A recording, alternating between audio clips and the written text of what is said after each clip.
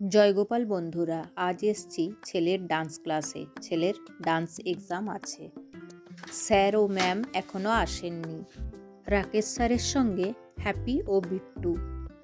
আমার ছেলে grade 4-এর exam দিচ্ছে। আজ ওয়েস্টার্ন ডান্সের এক্সাম হবে। অনেক বাচ্চা এক্সাম দেবে আজকে, তাই যে যার মতো করে প্র্যাকটিস করছে। এক্সামিনাররা বাইরের থেকে আসবেন, ওনারা এলেই এক্সাম শুরু হয়ে যাবে। যাই হোক, আজ এক্সাম বলে কথা, তাই প্রত্যেক বাচ্চাই একটু নার্ভাস হয়ে আছে। এক্সামের জন্যে সবাইকে অল দ্য বেস্ট। এখানে হ্যাপি ও বিট্টু প্র্যাকটিস করছে। এক্সামিনাররা চলে এসছেন, এবার এক্সাম শুরু হবে।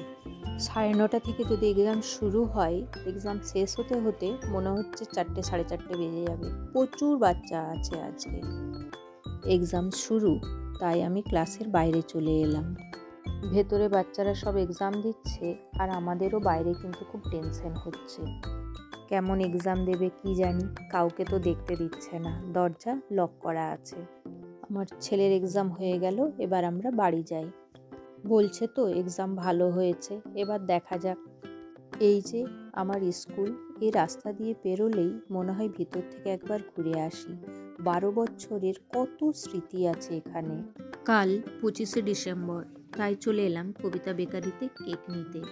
এখানে খুব ভালো আর ফ্রেশ কেক পাওয়া যায়। দেখুন ভেতরে কত কেক তৈরি হচ্ছে।